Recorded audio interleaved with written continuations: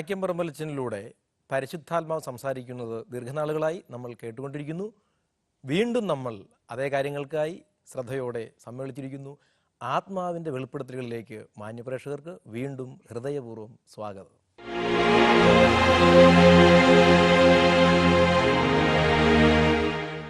പ്രാർത്ഥനയോടെ നമുക്ക് ഇന്നത്തെ ശുശ്രൂഷ ആരംഭിക്കാം. നാക്യം പറമ്പലച്ചൻ പ്രാർത്ഥനയ്ക്ക് നേതൃത്വം കൊടുക്കും. ഏറ്റവും പ്രിയപ്പെട്ട പ്രേക്ഷക സഹോദരരെ, യേശു കർത്താവ് നമ്മെ പഠിപ്പിച്ച പ്രാർത്ഥനയുടെ ആദ്യ ഭാഗം നമുക്കിപ്പോൾ ഏറ്റുപറയാം.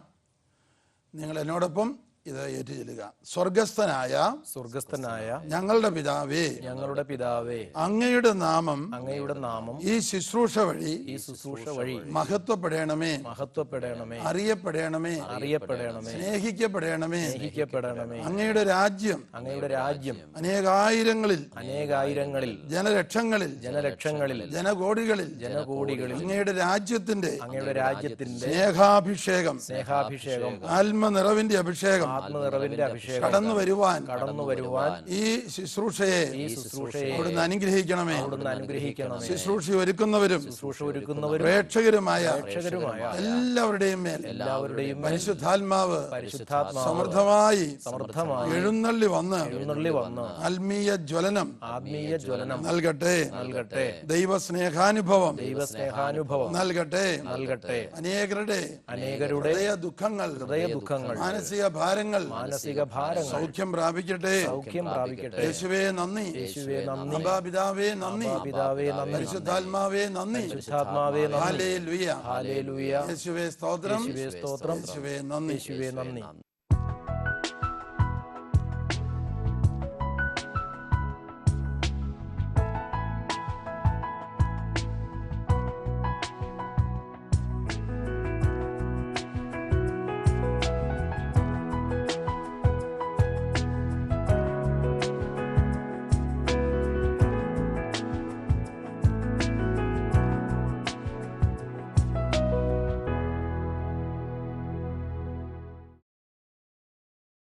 ബഹുമാനപ്പെട്ട നാക്യം പറമ്പലച്ച, ഈ ലോക സുവിശേഷീകരണത്തിന് ഇത്രമാത്രം ഊന്നൽ കൊടുത്ത് പ്രസംഗിക്കുന്ന ഒരു കത്തോലിക്ക പുരോഹിതനില്ല എന്ന് ഉറപ്പിച്ച് പാലാട്ടി അച്ഛൻ പറയുന്നു. അതിനോട് അച്ഛനൊന്ന് പ്രതികരിച്ച് സംസാരിക്കാമോ? ഞാൻ പരിശുദ്ധാത്മാവിൻ്റെ ആദ്യത്തെ ശക്തമായ അഭിഷേക അനുഭവം 23-ാമത്തെ വയസ്സിൽ എനിക്ക് ലഭിച്ചു. അത് ഒരു സെപ്റ്റംബർ മാസം ഒരു 15 മിനിറ്റ് നേരം ഒരു പ്രകാശഗോളം, സ്വർഗീയ പ്രകാശഗോളം എന്നിലേക്ക് കടന്നു വന്ന് എന്നെ നിറയ്ക്കുന്നതും എൻ്റെ മനസ്സിൽ ഒരുപാട് ദുഃഖങ്ങളും മുറിവുകളും ഉണ്ടായിരുന്നത് തുടച്ചു നീക്കുന്നതും ഒരുപാട് ആന്തരിക സൗഖ്യം കിട്ടുന്നതും ഒരുപാട് ദൈവസ്നേഹം കൊണ്ട് നിറയുന്നതുമായ അതിമനോഹരമായ അനുഭവം, 15 മിനിറ്റ് നേരം നീണ്ടുന്ന അനുഭവം. അത് സെപ്റ്റംബർ മാസം, ഒക്ടോബർ മാസത്തിൽ വീണ്ടും ആവർത്തിച്ചു 15 മിനിറ്റ് നേരത്തേക്കെങ്കിലും. ഒക്ടോബർ, നവംബർ മാസത്തിൽ ആവർത്തിച്ചു, ഡിസംബർ മാസത്തിൽ ആവർത്തിച്ചു. അങ്ങനെ 6 മാസങ്ങളിൽ തുടർച്ചയായിട്ട് ആവർത്തിച്ചു. ദൈവ സ്നേഹാനുഭവം കൊണ്ടും ദൈവിക പ്രകാശം കൊണ്ടും നിറഞ്ഞ ആ അനുഭവത്തിൽ 3 കൊല്ലക്കാലം എന്നെ കർത്താവ് ലോകം മുഴുവനും വേണ്ടി പ്രാർത്ഥിപ്പിക്കുന്ന അഭിഷേകത്തിലൂടെ വഴി നടത്തി. അതിനുശേഷം എന്നെ ഒരു അന്ധകാരത്തിലേക്ക് കൈവിട്ടു, അന്ധതയിലേക്കെന്നും പറയാം. ഒരു യേശുക്രിസ്തു യഥാർത്ഥത്തിൽ ജീവിക്കുന്ന ദൈവമാണോ? ഇങ്ങനെയൊരു സംശയം ഉണ്ടാകേണ്ട കാര്യമില്ല. കാരണം അതിനുമാത്രം ദൈവാനുഭവം എനിക്ക് കിട്ടിക്കഴിഞ്ഞു. എന്നാൽ കുറ്റം വിധി എന്ന ഒരു പാപത്തിലേക്ക് ഞാൻ വീഴാൻ തുടങ്ങി. പള്ളിയിൽ പോകുന്ന ഒരുപാട് പേര് കുർബാനയിൽ സംബന്ധിക്കുന്നു, കുർബാന കൈക്കൊള്ളുന്നു, യാതൊരു മാറ്റവും ഇല്ലല്ലോ എന്നൊരു പൈശാചികമായ കുറ്റം വിധി എന്നിലേക്ക് കടന്നു വന്നു. പൈശാചികം ഇപ്പോൾ പറയുന്നത് അന്നങ്ങനെ തോന്നുന്നില്ല. അപ്പോൾ കുറ്റം വിധി എന്നിൽ വളർന്നു വന്ന ശേഷം എന്നിൽ അന്ധകാരമായി. അപ്പോൾ ഈശോ ദൈവമാണോ? ഈശോ ദൈവമാണെങ്കിൽ ഇത്രയും പേര് പള്ളിയിൽ പോയിട്ട് എന്തിയാ മാറ്റം വരാത്തത്? നമ്മൾ ഉദ്ദേശിക്കുന്ന മാറ്റം പെട്ടെന്നുണ്ടാകുന്നൊരു അത്ഭുതമായിരിക്കാം. പക്ഷെ ദൈവം കൊടുക്കുന്നത് ഒരു പാപമോചനമായിരിക്കാം, ഒരു പരിശുദ്ധാത്മാവിൻ്റെ അഭിഷേകമായിരിക്കാം. അന്ന് അക്കാര്യത്തെക്കുറിച്ച് ക്ലാരിറ്റി ഇല്ല, വ്യക്തതയില്ല. അങ്ങനെ എൻ്റെ വൈദിക പട്ടം, അതിനു മുമ്പുള്ള ഡീക്കൻ പട്ടം, പെർപ്പച്വൽ ഹൗസിലെല്ലാം എനിക്ക് ബുദ്ധിമുട്ടാകാൻ തുടങ്ങി. ഈ വിശ്വാസം കുറവുള്ള മേഖലയിൽ ഞാൻ എന്തിന് വ്രതമെടുക്കണം, ഞാൻ എന്തിന് പട്ടം സ്വീകരിക്കണം, ഞാൻ എന്തിന് പ്രഘോഷകരാകണം? ഞാൻ 29-ാമത്തെ വയസ്സിൽ വൈദിക പട്ടം സ്വീകരിച്ച് 10 മാസം കൂടി ഇങ്ങനെ അന്ധകാരത്തിലും അന്ധതയിലും നീങ്ങുവാൻ ദൈവം എന്നെ അനുവദിച്ചു. എങ്കിലും കൈവിട്ടില്ല. ആ കാലയളവിലാണ് ലോക സുവിശേഷീകരണത്തെക്കുറിച്ചുള്ള വചനം എൻ്റെ മുമ്പിലേക്ക് കർത്താവ് നൽകിയത്. നിങ്ങൾ ലോകമെമ്പാടും പോയി സകല സൃഷ്ടികളോടും എൻ്റെ സുവിശേഷം പ്രസംഗിക്കുക. വിശ്വസിച്ച് ജ്ഞാനസ്നാനം സ്വീകരിക്കുന്നവർ രക്ഷ പ്രാപിക്കും, വിശ്വസിക്കാത്തവർ കുറ്റക്കാരായി ശിക്ഷിക്കപ്പെടും. അത് പറയാൻ തന്നെ എനിക്കൊരു മടി. കാരണം ഇത്രയും കോടിക്കണക്കിന് മനുഷ്യർ ശിക്ഷിക്കപ്പെടുമോ? ഇപ്പോഴാണ് ഞാനിങ്ങനെ പറയും, വിശ്വസിക്കാത്തവർ അവരുടെ പാപാവസ്ഥയിൽ തുടരും. അതാണ് ശിക്ഷ. യേശുക്രിസ്തുവിലുള്ള വിശ്വാസം വഴിയാണ് പാപമോചനം കിട്ടേണ്ടത്. അവിടുത്തെ പീഡാനുഭവം, കുരിശുമരണ ഉയർപ്പും, അവിടുത്തെ തിരുരക്തത്താൽ കഴുകപ്പെടുക. ഇതൊക്കെ ആണെങ്കിലും ഇത് ആരോട് പറഞ്ഞാൽ ആര് മനസ്സിലാവും? അപ്പോഴാണ് അടുത്ത വാഗ്ദാന വചനം വരുന്നത്. വിശ്വസിക്കുന്നവരോടുകൂടെ ഈ അടയാളങ്ങൾ ഉണ്ടായിരിക്കും. അവർ എൻ്റെ നാമത്തിൽ പിശാചുക്കളെ പുറത്താക്കും, അവർ രോഗികളുടെ മേൽ കൈകൾ വയ്ക്കും, അവർ സുഖം പ്രാപിക്കുകയും ചെയ്യും, അവർ പുതിയ ഭാഷകൾ സംസാരിക്കും, വിഷദ്രാവകം കുടിച്ചാലും അതവരെ ഉപദ്രവിക്കുകയില്ല. ഈ വചനം എന്നിൽ ജ്വലിച്ച് നിൽക്കാൻ തുടങ്ങി. വിശ്വസിക്കുന്നവരോടുകൂടെ ഈ അടയാളങ്ങൾ ഉണ്ടായിരിക്കും. അവർ എൻ്റെ നാമത്തിൽ പിശാചുക്കളെ പുറത്താക്കും, രോഗികളുടെ മേൽ കൈകൾ വയ്ക്കും. ഞാൻ വൈദികനായ ശേഷം എന്നെ സമീപിച്ച ഭിക്ഷക്കാരായിരിക്കാം, സാമ്പത്തിക സഹായത്തിന് വന്നവരായിരിക്കാം, പലരെയും അല്ലെങ്കിൽ ചിലരെയെങ്കിലും ഞാൻ പള്ളിയിലോ എവിടെയെങ്കിലും കൊണ്ടുപോയി വെച്ച് അവരുടെ തലയിൽ കൈ വെച്ച് പ്രാർത്ഥിക്കും, യേശുവിൻ്റെ നാമത്തിൽ സുഖപ്പെടുന്നുണ്ടോയെന്നറിയാൻ. പ്രാർത്ഥനയല്ലാതെ ഫലമൊന്നുമില്ല. അങ്ങനെ മാസങ്ങൾ കടന്നുപോയി. അങ്ങനെ ഇരിക്കുമ്പോൾ ഞാൻ വൈദികനായതിൻ്റെ 10ാം മാസം ഒരു ഒക്ടോബർ മാസം ശനിയാഴ്ച ഒരു 4 മണിക്ക് ഞാൻ നടക്കാൻ പോകുമ്പോൾ, പച്ചാളത്ത് വിൻസെൻഷൻ ആശ്രമത്തിൻ്റെ സമീപത്തുള്ള ഒരു പോക്കറ്റ് റോഡിലൂടെ നടക്കാൻ പോകുമ്പോൾ ഒരു വലിവ് രോഗിയുടെ സ്വരം കേട്ടിയാണ്. ഭയങ്കരമായ വലിവിൻ്റെ ശബ്ദം. ഞാൻ ചുറ്റും നോക്കിയപ്പോൾ ഒരു ഭിത്തിയിൽ ചാരി നിലത്തിരുന്ന് വലിച്ചു കൂട്ടുന്ന ഒരു ചെറുപ്പക്കാരനെ ഞാൻ കണ്ടു. ഞാൻ വീട്ടിലോട്ട് കയറി ചെന്നു, അവനുമായിട്ട് സംസാരിച്ചു. അവന് രോഗശാന്തി ദൈവം കൊടുക്കും എന്ന് വാഗ്ദാനം പറഞ്ഞു. എങ്കിലും ഞാൻ അവന് വേണ്ടി പ്രാർത്ഥിച്ചില്ല. ഞാൻ അവനോട് പറഞ്ഞു, നീ പച്ചാളം ആശ്രമത്തിലേക്ക് വരിക, ഞാൻ നിന്നെ കണ്ട് സംസാരിക്കാം. അവന് 20 മിനിറ്റ് എടുക്കും, നമുക്കാണെങ്കിൽ 4 മിനിറ്റ് നടന്നാൽ മതി. അത്രമാത്രം വലിയ രോഗിയായിരുന്നു അവൻ. അവനോട് സംസാരിച്ചു. ഒരു മുറിയിൽ കൊണ്ടുവച്ച്, മുൻകോപിയായിരുന്ന അപ്പൻ നല്ലവനായിരുന്നെങ്കിലും പണക്കം ഉണ്ടായിരുന്നു പിള്ളേരുടെ മുകളിൽ. എപ്പോഴും ദേഷ്യപ്പെടുക, പാത്രം വലിച്ചെറിയുക, ഇങ്ങനെയൊക്കെയുള്ള ഇതൊക്കെ ഉണ്ടായിരുന്നു. അപ്പോൾ അപ്പനോട് ക്ഷമിക്കാനുള്ള പ്രാർത്ഥന ചൊല്ലിക്കൊടുത്തു. മരിച്ചുപോയ അപ്പനെ പേര് വിളിച്ചപ്പ അപ്പനോട് ഞാൻ മാപ്പ് ചോദിക്കുന്നു, അപ്പനോടുണ്ടായിരുന്ന പിണക്കം മാപ്പ് ചോദിക്കുന്നു, ഞാൻ അപ്പന് മാപ്പ് തരുന്നു. ഇങ്ങനെയെല്ലാം സൈക്കോളജിക്കൽ ഒരു സമീപന രീതിയിൽ സൈക്കോളജിക്കലായിട്ട് പ്രാർത്ഥന പറഞ്ഞു കൊടുത്തു. അതിനുശേഷം ഞാനിന്ന് വൈകുന്നേരം നിൻ്റെ വീട്ടിലേക്ക് വരുന്നതാണ്. ഒരു യുവജന പ്രാർത്ഥനാ ഗ്രൂപ്പ് ഉണ്ടായിരുന്നു. അവരെയും കൂട്ടി 5-8 പേരെ കൂട്ടി ഞാൻ അവിടെ ചെന്നു. അവൻ്റെ അമ്മയ്ക്കും 3 സഹോദരിമാർക്കും ഇതുപോലുള്ള ആശയം പറഞ്ഞു കൊടുത്തു. മരിച്ചുപോയ അപ്പച്ചനോട് എന്തെങ്കിലും പണക്കം ചിലപ്പോഴെങ്കിലും വരാറുണ്ടെങ്കിൽ ക്ഷമിക്കുക, ക്ഷമയുടെ പ്രാർത്ഥനയിൽ കൊടുത്തു. തകർച്ചകൾ ദൈവം നന്മയ്ക്ക് വേണ്ടി അനുവദിക്കും, നന്മയ്ക്ക് വേണ്ടി മാറ്റും എന്ന വലിയ സന്ദേശം അവർക്ക് പറഞ്ഞു കൊടുത്തു. ഇതൊന്നും ഞാനൊരു വചനപ്രഘോഷകൻ ആയി അറിയപ്പെടുന്നതിന് മുമ്പാ എന്ന് പറഞ്ഞാൽ കർത്താവ് ജ്വലിപ്പിച്ച് തന്ന ചിന്തകൾ.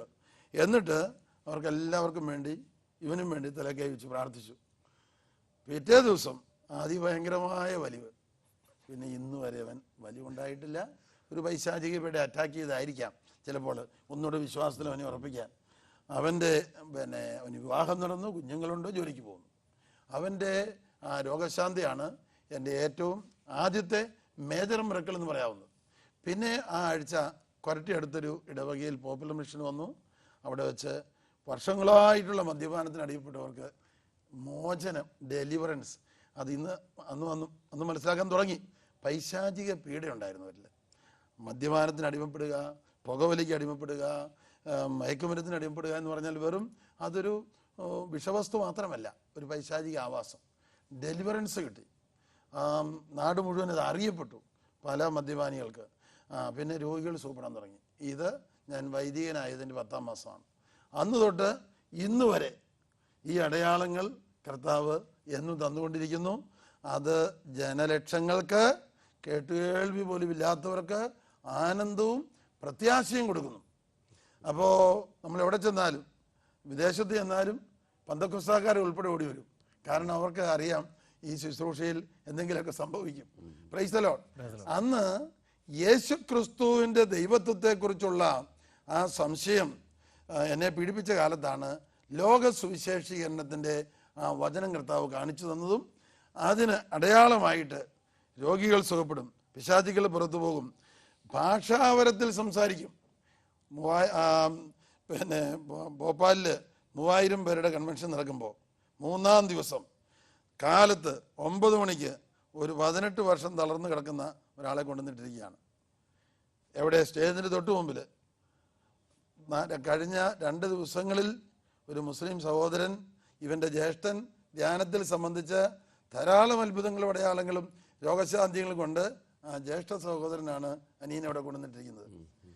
9 മണി തൊട്ട് 10 മണി വരെ പ്രൈസ് ആൻഡ് വർഷിപ്പ്, ജപമാല, പിന്നെ 10 തൊട്ട് 11 വരെ വചനപ്രഘോഷണം, 11 തൊട്ട് 12 വരെ മറ്റൊരു വചനപ്രഘോഷണം, ഇടയിൽ ഗാനാലാപം, 12 തൊട്ട് 1 മണിയോടെ വിശുദ്ധ കുർബാനയുടെ ആരാധനയുടെ മധ്യേ മുഹമ്മദ് റാഫി എഴുന്നേറ്റ് നടന്നു, ആരും തൊടാതെ.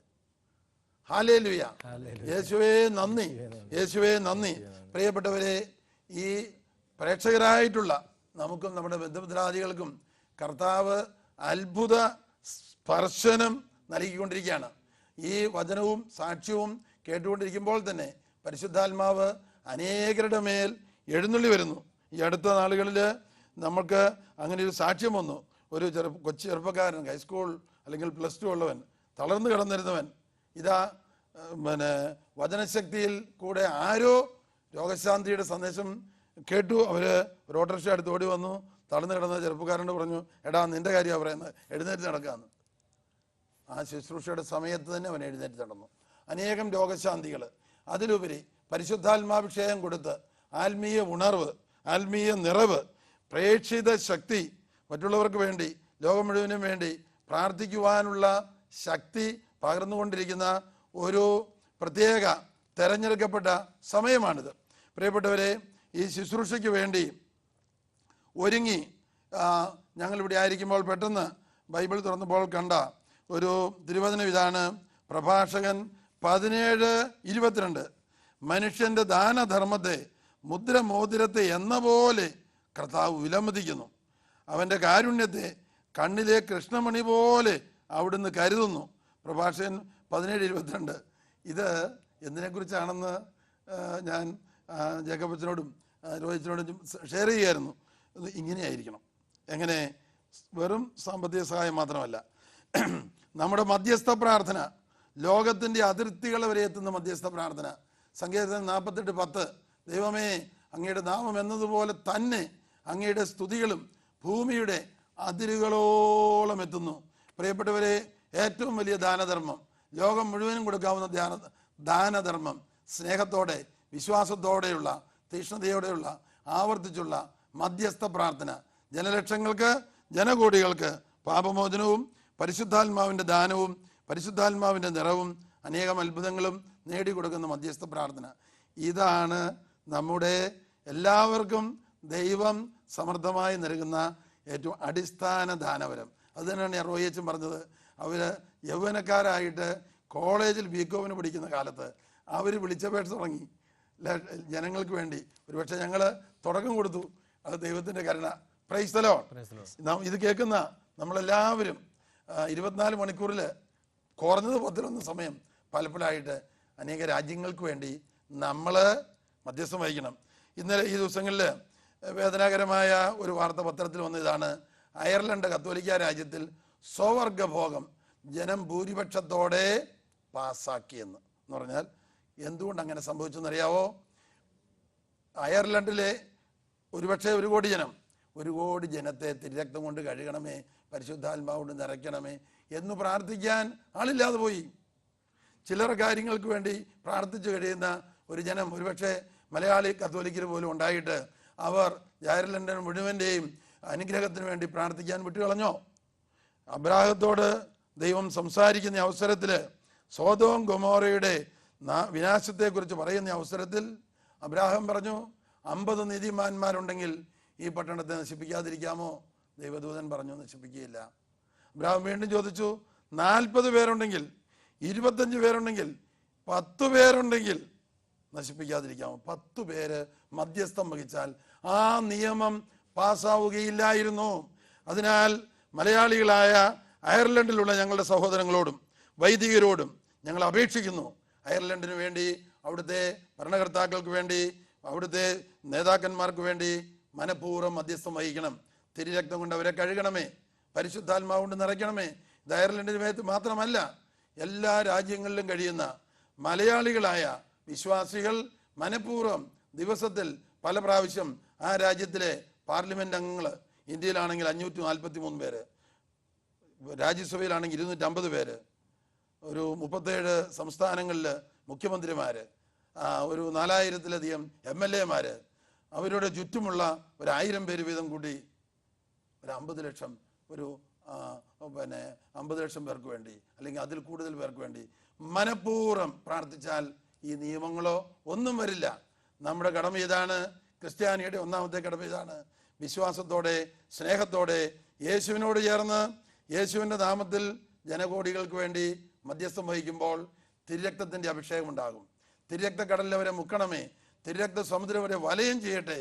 ഇത് യാദൃച്ഛികമായിട്ട് പറയുന്നതല്ല. യേശുനാഥൻ മരിയ വോൾത്തോർത്തയുടെ ദർശന പുസ്തകത്തിൽ വെളിപ്പെടുത്തി കൊടുക്കുന്നതാണ്. എൻ്റെ തിരുരക്ത കടലിൽ അവരെ മുക്കണമേ, കഴുകണമേ എന്ന് പ്രാർത്ഥിക്കുക. ദൈവം പ്രാർത്ഥന കേൾക്കും. 1 യോഹന്നാൻ 1:7 ദൈവപുത്രനായ യേശുവിൻ്റെ രക്തം എല്ലാ പാപങ്ങളിൽ നിന്നും അവരെ കഴുകി ശുദ്ധമാക്കും.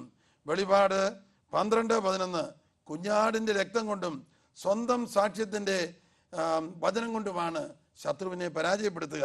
എന്താണ് സ്വന്തം സാക്ഷ്യത്തിൻ്റെ വചനം? നമ്മുടെ വിശ്വാസം ഏറ്റു പറയുക. നമ്മുടെ കർത്താവ് സർവശക്തൻ, അനന്ത നന്മ, അവിടത്തേക്ക് അസാധ്യമായിട്ടൊന്നുമില്ല. ഫിലിപ്പിയർ 2:10-11 എല്ലാ മുഴങ്കാലുകളും ഭീകരപ്രവർത്തകരുടെയും മറ്റുള്ളവരെ കൊള്ളയടിക്കുകയും കൊലപാതകം പ്ലാൻ ചെയ്യുന്നവരുടെയും മുഴങ്കാലുകൾ, അവരിൽ പ്രവർത്തിക്കുന്ന സാത്താൻ്റെ ശക്തിവലയങ്ങൾ നമ്മൾ ആവശ്യപ്പെട്ടാൽ യേശുവിൻ്റെ നാമത്തിന് മുമ്പിൽ മുട്ടുമടക്കും. എന്നേക്കുമായി അവർ ചിതറിപ്പോകും. സുവിശേഷ വേല വിജയം വരിക്കും. നമ്മുടെ പ്രാർത്ഥന വഴി ഒരു രാജ്യം മുഴുവൻ തിരുരക്തത്താൽ കഴുകപ്പെടും, പരിശുദ്ധാത്മാവുകൊണ്ട് നിറയും. ദിവസേന ഓർക്കുമ്പോഴൊക്കെ നമ്മൾ അധിവസിക്കുന്ന, താമസിക്കുന്ന രാജ്യത്തിന് വേണ്ടി, ഭരണകർത്താക്കൾക്ക് വേണ്ടി, മേലധികാരികൾക്ക് വേണ്ടി നമ്മൾ പ്രാർത്ഥിക്കണം. തിരുരക്തത്താൽ അവരെയും കഴുകണമേ, പരിശുദ്ധാത്മാവുകൊണ്ട് നിറയ്ക്കണമേ. 1 തിമോത്തി 2:2 സമാധാനപൂർണമായ ജീവിതം നയിക്കുന്നതിന് വേണ്ടി നേതാക്കന്മാർക്കും ഭരണകർത്താക്കൾക്കും വേണ്ടി പ്രാർത്ഥിക്കണം. എങ്ങനെ പ്രാർത്ഥിക്കണം? 1 തെസ്സലോനിക്ക 5:17 ഇടവിടാതെ പ്രാർത്ഥിക്കണം. ഹല്ലേലൂയ. രാവും പകലും തന്നെ വിളിച്ച് കരഞ്ഞപേക്ഷിക്കുന്ന തൻ്റെ തിരഞ്ഞെടുക്കപ്പെട്ടവർക്ക് ദൈവം നീതി നടത്തി കൊടുക്കാതിരിക്കുമോ? ലൂക്ക 8:16-17. ഹല്ലേലൂയ. യേശുവേ നന്ദി, യേശുവേ സ്തോത്രം. ഹല്ലേലൂയ. ആരാധനയിലൂടെ നമുക്കായി ദൈവം കരുതി വെച്ചിരിക്കുന്ന അനുഗ്രഹങ്ങൾക്കായി നമുക്ക് കാത്തിരിക്കാം.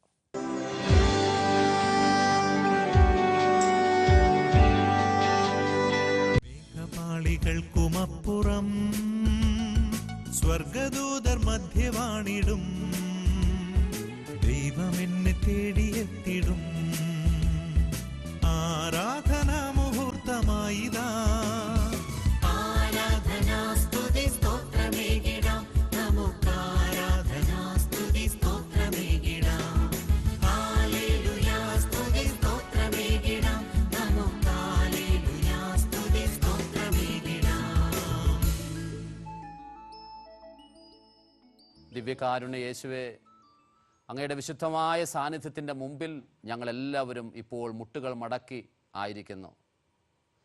നിങ്ങൾ ലോകം മുഴുവൻ പോയി സകല സൃഷ്ടികളോടും എൻ്റെ സുവിശേഷം പ്രസംഗിക്കുവിൻ എന്നും യുഗാന്തം വരെ എല്ലാ കാലത്തും ഞാൻ നിങ്ങളോട് കൂടെ ഉണ്ടായിരിക്കും എന്ന് വാഗ്ദാനം ചെയ്ത അതേ കർത്താവ് തന്നെയാണ് നമ്മുടെ മുമ്പിൽ ഇപ്പോൾ ആഗതനായിരിക്കുന്നത്. ദിവ്യകാരുണ്യ യേശുവിൻ്റെ മുമ്പിലേക്ക് ലോക സുവിശേഷീകരണത്തിൽ ആയിരിക്കുന്ന, ശുശ്രൂഷ ചെയ്യുന്ന എല്ലാ ദൈവമക്കളെയും നമുക്ക് കൊണ്ടുവരാം. കേരളത്തിൻ്റെ വ്യത്യസ്തമായ ഭാഗങ്ങളിലായിരുന്നും ലോകത്തിൻ്റെ വ്യത്യസ്തമായ ഭാഗങ്ങളിലായിരുന്നും ഈ ശുശ്രൂഷയിൽ പങ്കുപറ്റുന്ന ആയിരക്കണക്കിന് ദൈവമക്കളെ ദിവ്യകാരുണ്യ യേശുവേ ഈ സമയം അങ്ങയുടെ മുമ്പിലേക്ക് ഞങ്ങൾ കൊണ്ടുവരുന്നു. ഒരുപക്ഷെ അവർ വാഹനങ്ങളിൽ യാത്ര ചെയ്യുകയായിരിക്കാം, അവർ ബെഡിൽ കിടക്കുകയായിരിക്കാം, രോഗിയായ ആശുപത്രിയിൽ ചെലവഴിക്കുകയായിരിക്കാം, ഒരുപക്ഷെ IT ഇൻഡസ്ട്രിയിൽ വർക്ക് ചെയ്യുന്ന സമയത്തായിരിക്കാം ഈ ശുശ്രൂഷയിൽ പങ്കുപറ്റുന്നത്. സുവിശേഷ ശുശ്രൂഷയുടെ സമയത്തായിരിക്കാം. സകലരെയും കർത്താവെ അങ്ങയുടെ മുമ്പിലേക്ക് ഞങ്ങൾ കൊണ്ടുവരുന്നു. ഞങ്ങളിലൂടെ അവിടുന്ന് ചെയ്യാനിരിക്കുന്ന വൻ കാര്യങ്ങളെക്കുറിച്ചുള്ള സ്വപ്നം കർത്താവെ നീ ഞങ്ങൾക്ക് തരണമേ. സുവിശേഷം ഇന്നും ചെന്നുപെടാത്ത ആയിരക്കണക്കിന് ദൈവമക്കളുടെ കാതുകളിൽ യേശുവാണ് ഏകരക്ഷകനെന്ന് വിളിച്ചു പറയാൻ തക്ക വിധത്തിൽ 10,000-കണക്കിന് സുവിശേഷ ശുശ്രൂഷകരെ ദൈവത്തിൻ്റെ പരിശുദ്ധാത്മാവെ ഈ കാലയളവിൽ പിടിച്ചുയർത്തണമേ എന്ന് ഞങ്ങൾ പ്രാർത്ഥിക്കുന്നു. സുവിശേഷ ശുശ്രൂഷയ്ക്ക് എതിരായി നിൽക്കുന്ന ഭീകരവാദത്തിൻ്റെ ചെയ്തികളെ കർത്താവായ യേശുവിൻ്റെ ക്രൂശിക്കപ്പെട്ട നാമത്തിൽ ഉന്മൂലനം ചെയ്യുവാൻ ഇടവരുത്തണമെന്ന് ഞങ്ങൾ പ്രാർത്ഥിക്കുന്നു. സുവിശേഷത്തിന് വിഘാതമായി നിലകൊള്ളുന്ന എല്ലാ തിന്മയുടെ സ്വാധീനങ്ങളെയും ദുരീകരിക്കുന്നതിന് വേണ്ടി ദിവ്യകാരുണ്യ യേശുവെ ഞങ്ങൾ പ്രാർത്ഥിക്കുന്നു. ഇരു കരങ്ങളെ നമുക്ക് ദിവ്യകാരുണ്യ യേശുവിൻ്റെ മുമ്പിലേക്ക് നീട്ടിപ്പിടിക്കാം. എല്ലാ സുവിശേഷ ശുശ്രൂഷകരെയും, വൈദികരെ, അൽമായ ശുശ്രൂഷകരെ, സിസ്റ്റേഴ്സിനെ, സമർപ്പിതരായിരിക്കുന്നവരെ സകലരെയും കർത്താവിൻ്റെ മുമ്പിലേക്ക് നമുക്ക് കൊണ്ടുവരാം. സുവിശേഷത്തിൻ്റെ വലിയൊരു അഗ്നി വീണ്ടും എല്ലാ ദൈവവചന ശുശ്രൂഷകരുടെ മേലും അയക്കപ്പെടുന്നതിന് വേണ്ടി നമുക്ക് ആഗ്രഹിക്കാം. സുവിശേഷത്തിൻ്റെ ശക്തി കൊണ്ട് ലോകം വീണ്ടും പ്രകാശിക്കുവാനുള്ള വലിയ ഒരു ദാഹത്തോടു കൂടി ദിവ്യകാരുണ്യ യേശുവിനെ നമുക്ക് മഹത്വപ്പെടുത്താം. Hallelujah, hallelujah, hallelujah. യേശുവേ ആരാധന, കർത്താവേ നന്ദി, കർത്താവേ നന്ദി. Hallelujah, hallelujah, hallelujah.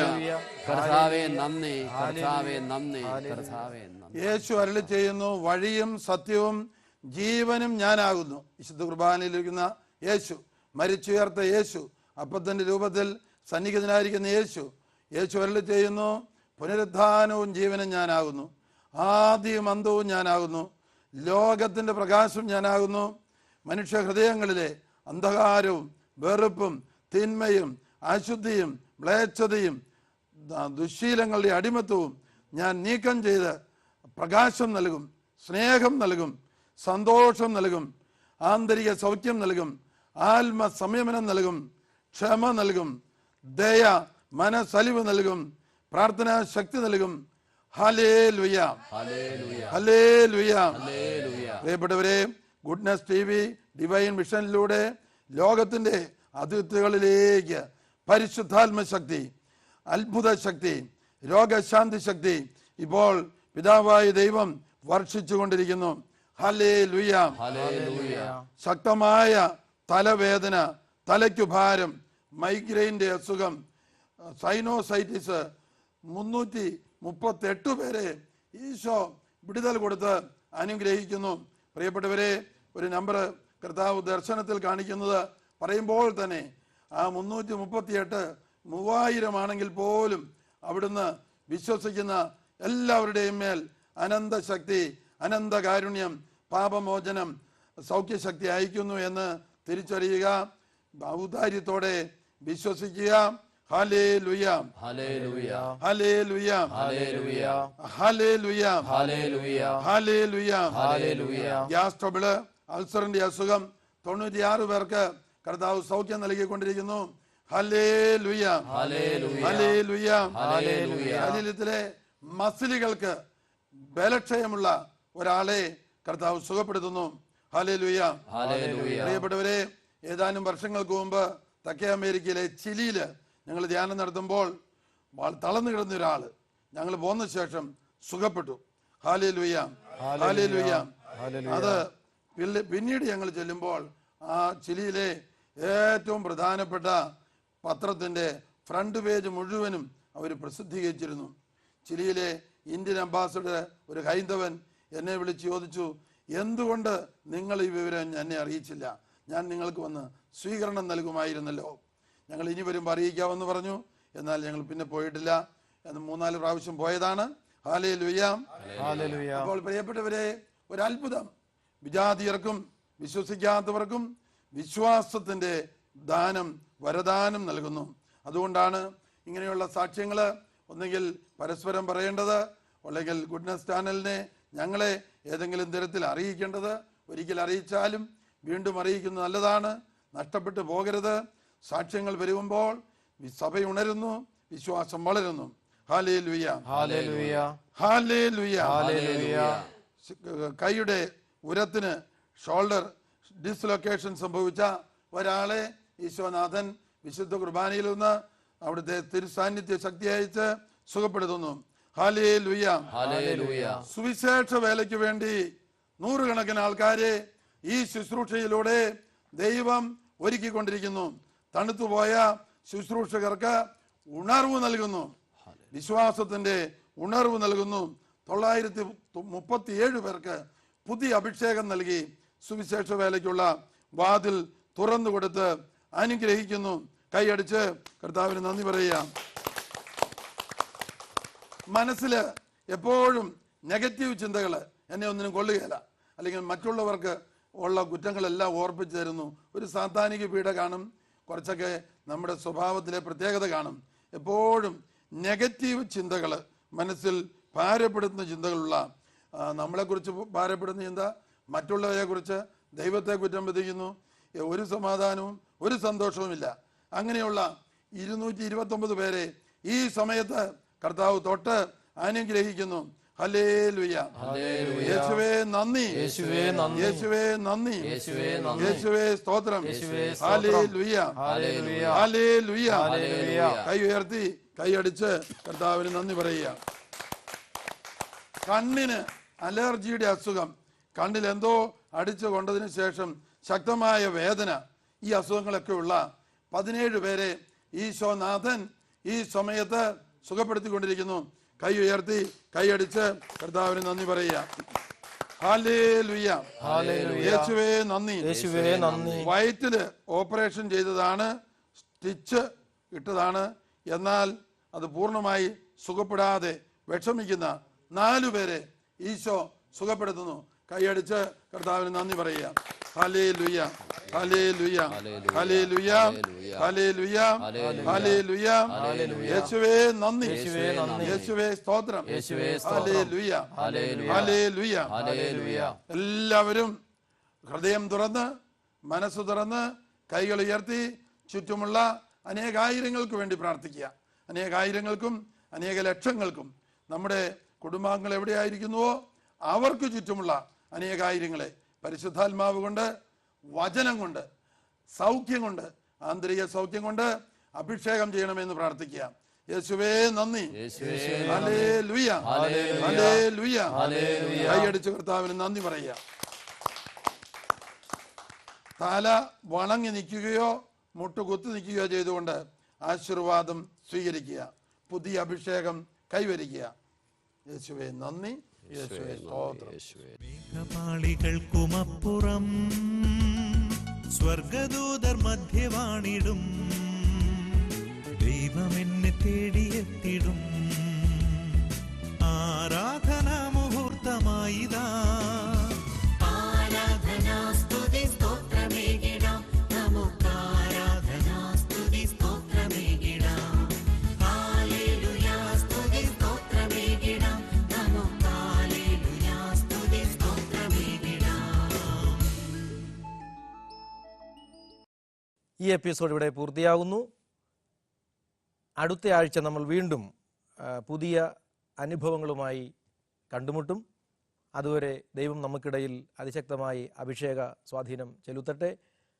നിങ്ങൾക്ക് അറിയിക്കേണ്ട പ്രാർത്ഥനാ നിയോഗങ്ങൾ ചുവടെ കാണിക്കുന്ന നമ്പറിൽ വിളിച്ചറിയിക്കുകയോ ഇല്ലെങ്കിൽ നിങ്ങൾക്ക് പരിചയമുള്ള ആത്മാവിൻ്റെ വെളിപ്പെടുത്തലുകളുടെ അഡ്രസ്സിൽ എഴുതി അറിയിക്കുകയോ ചെയ്യാം. ദൈവം നിങ്ങളെ സമൃദ്ധമായി അനുഗ്രഹിക്കട്ടെ. നന്ദി. മേഘപാളികൾക്കുമപ്പുറം സ്വർഗദൂതർ മധ്യവാണിടും, ദൈവമെന്നെ തേടിയെത്തിടും. ആരാധനാ മുഹൂർത്തമായിതാ, മേഘപാളികൾക്കുമപ്പുറം സ്വർഗദൂതർ മധ്യവാണിടും.